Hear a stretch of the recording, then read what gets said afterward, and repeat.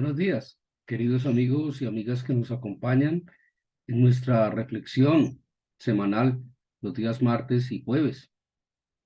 El día de hoy continuamos con nuestra tercera entrega sobre la tentación. Como veníamos hablando en las previas reflexiones, veíamos que la tentación no proviene de Dios, porque Dios no tienta ni puede ser tentado. En segundo lugar, veíamos que una de las maneras más eficaces para defendernos de la tentación era la palabra de Dios, que era la espada del Espíritu. Y veíamos cómo Jesucristo había resistido la tentación en el desierto con la palabra. El día de hoy veremos una reflexión que está relacionada con el tema de huir, correr, huir despavoridamente. Y se trata de huir por su vida, o por la mía, pero huir. Vamos a abordar este tema, no sin antes darle gracias a Dios por todo cuanto el Señor nos permite, por todo cuanto el Señor nos ministra, nos otorga, dando gracias por este tiempo maravilloso, dando gracias por este espacio, dando gracias por el regalo extraordinario de la vida. Mientras haya vida, hay esperanza. Vamos, Señor, a darte la gloria y la honra en cada momento. Guíanos y ministranos. Transforma, Señor, nuestra mente, nuestra existencia. Te damos gracias, Señor, por los seres que amamos y por los seres que nos aman a nosotros. Ten misericordia, Padre, del mundo, pero especialmente, Señor, ten misericordia de nosotros y de nuestros seres amados. A ti, Padre, sea la gloria y la honra. En el nombre de Jesucristo, nuestro hermano mayor. Amén. Bueno, es muy particular porque esta instrucción de correr o de huir es básicamente la misma instrucción que nos da la palabra de Dios cuando se trata del pecado sexual. Siempre nos da la misma instrucción: huir, correr. El punto es, ¿dónde? ¿Qué tan buena? ¿Cómo es nuestra habilidad para huir de este tipo de tentaciones? ¿Cómo es nuestra reacción frente a la tentación? Y yo pensaría que el mejor ejemplo fue el de José y la esposa de Potifar en Egipto. Está allí consignado en el libro del Génesis, Génesis 39, si mal no estoy, y que vamos a abordar hoy, por supuesto.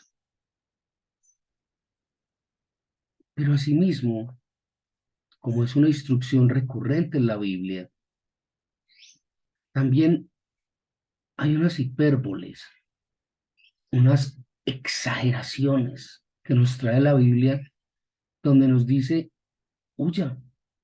Y si en esa huida tiene que dejar pedazos de carne, tiene que dejar trozos de carne, si en esa huida usted tiene que perder algo, piérdalo, porque está corriendo por su vida, la vida en el espíritu, la vida en Dios, la vida en Cristo.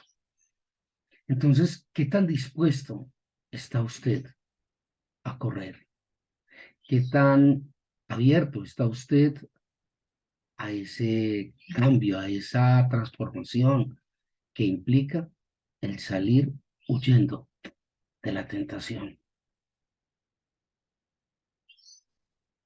¿O será que su caso es como el de muchos, que están totalmente dispuestos, que conocen la implicación, pero simplemente al momento de huir, no huyen? Es decir, deliberadamente elegimos morir a la vida eterna que correr por nuestra vida eterna. Qué tremendo, qué fuerte esta reflexión. ¿Cuál es nuestra elección? ¿Morir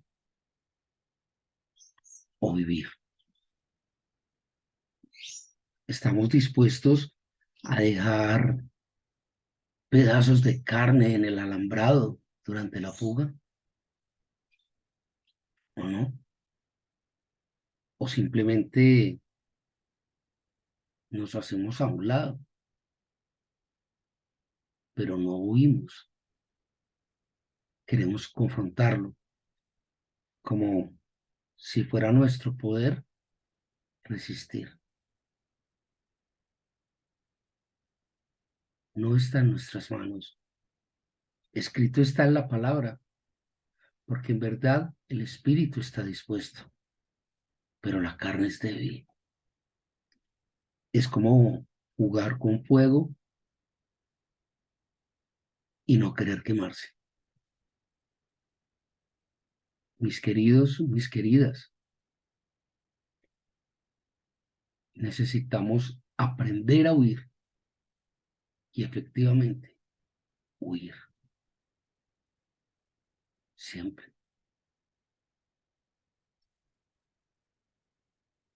Pensemos en esto. Miremos en esta óptica y revisemos a ver si somos capaces o no. Lo que sí es cierto es que en Cristo sí somos capaces. Vamos a la palabra. Les invito a que vamos a Mateo 18, del 8 al 9. Evangelio según San Mateo, primer libro del Nuevo Testamento. Mateo, capítulo 18, versículo del 8 al 9. Dice allí en el Evangelio según San Mateo, capítulo 18, versículos 8 y 9, dice: por tanto, si tu mano o tu pie te es ocasión de caer, córtalo y échalo de ti. Mejor te es entrar en la vida cojo o manco, que teniendo dos manos o dos pies, ser echado al fuego eterno. Les decía que es una hipérbola, es una exageración, porque ciertamente en la vida eterna no vamos a tener cuerpo físico. Es decir, no vamos a ser mancos o no vamos a ser cojos. Sí, somos transformados de cuerpo corruptible en cuerpo incorruptible. Luego es una exageración. Pero ¿cuál es el mensaje que el mismo Jesucristo nos da aquí? Es: suelte lo que tenga que soltar. Sacrifique lo que tenga que sacrificar. Deshágase de lo que se tenga que deshacer, aunque sea una parte suya, para que usted pueda entrar a la vida eterna.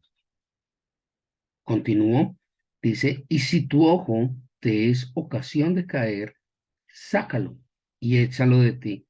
Mejor te es entrar con un solo ojo en la vida que teniendo dos ojos ser echado en el infierno de fuego. Qué instrucción tan dura y tan difícil. ¿Cuántos de nosotros estamos dispuestos a dejar en el alambrado un pie, una mano, un ojo? Repito, es una hipérbole que presenta la palabra. Así como la parábola, como la hipérbole, como otras tantas figuras literarias que utiliza la palabra de Dios para transmitirnos su mensaje. Reflexionemos si estamos dispuestos a perder para ganar o queremos ganar para perder. ¿Hasta dónde estamos dispuestos de llevar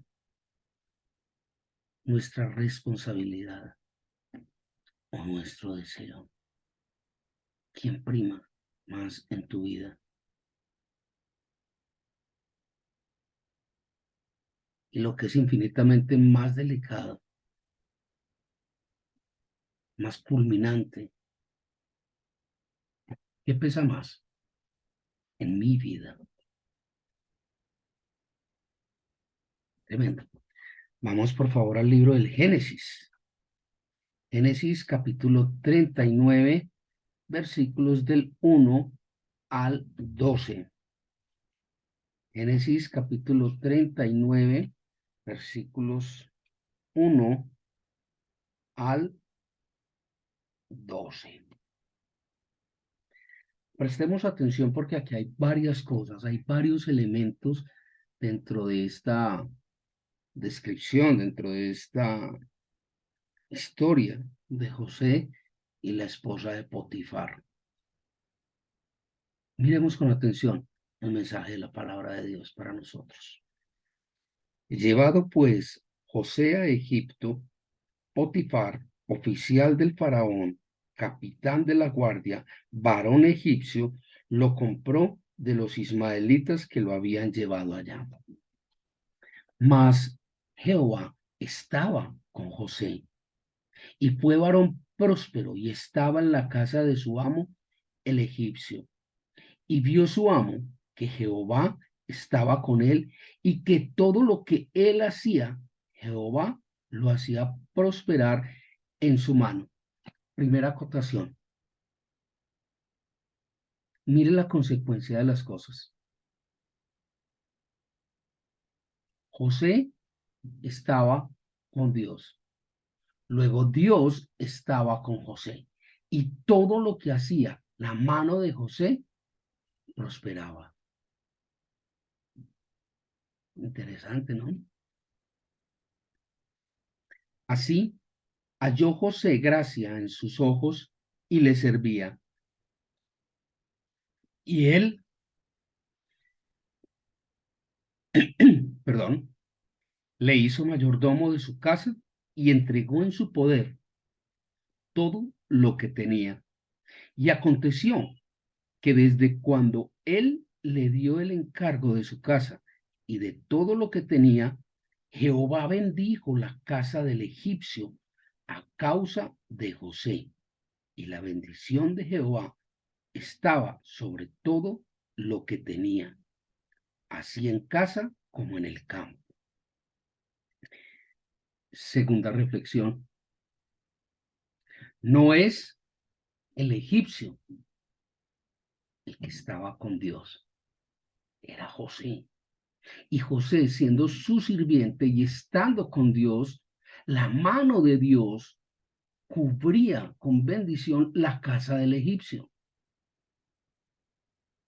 tanto adentro como afuera. Si es claro el mensaje, Dios respalda a José. José halla gracia ante el egipcio. El egipcio le entrega todos los bienes a José para que los administre. ¿Ven la cadena?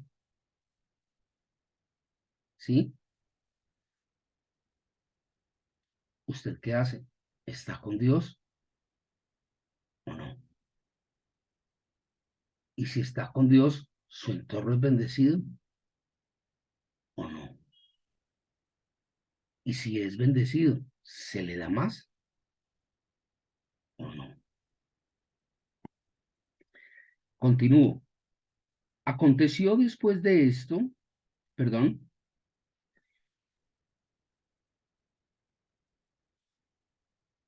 y dejó todo lo que tenía en mano de José, y con él no se preocupaba de cosa alguna, sino del pan que comía. Y era José de hermoso semblante y bella presencia. Aconteció después de esto que la mujer de su amo puso sus ojos en José y le dijo, duerme conmigo. Y él no quiso. Y dijo a la mujer de su amo, he aquí que mi señor no se preocupa conmigo de lo que hay en casa y ha puesto en mi mano todo lo que tiene. No hay otro mayor que yo en esta casa y ninguna cosa me ha reservado sino a ti, por cuanto tú eres su mujer. ¿Cómo pues haría yo este grande mal y pecaría contra Dios? ¡Wow! Aquí se deriva una reflexión fundamental y una reflexión de tres componentes. Número uno, José era fiel a Dios. ¿Cómo le voy a fallar a Dios? Número dos, José le era fiel a su amo, a su jefe, a su señor, Potifar. ¿Cómo le voy a hacer yo esto a él? Y tercero, y no menos importante, José era absolutamente fiel a sus principios. Y los principios no son negociables. José era fiel a sus principios. Hoy en día, esos principios parece que son de bolsillo. Cuando me convienen los uso, cuando no los uso. Cuando necesito modificarlos, los modifico y cuando necesito negociarlos, los negocio. Qué triste ver cómo nuestra sociedad cada vez se hunde más, como el Titanic, solamente que no en las aguas del océano, sino en las aguas de la soberbia, del egoísmo. Qué tremendo.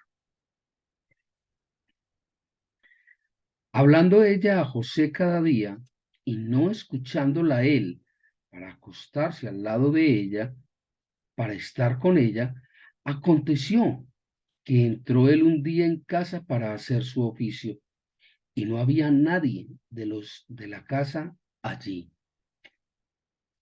Y ella lo asió por su ropa diciendo, duerme conmigo. Entonces él dejó su ropa en las manos de ella y huyó y salió.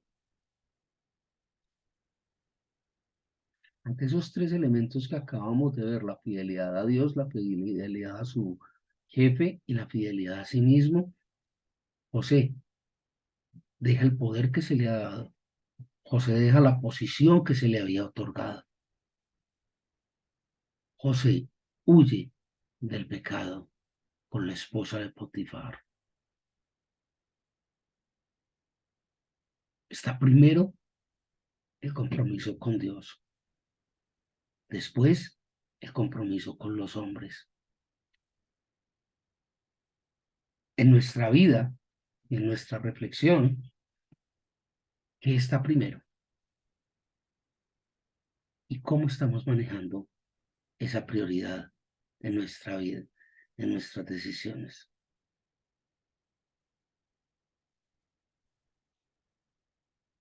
Mis muy queridos, yo creo que vale la pena revisar con un poquito de detenimiento, de sensatez, si corremos por nuestra vida o si corremos hacia el mundo. Que el Señor les guarde, que el Señor les ministre.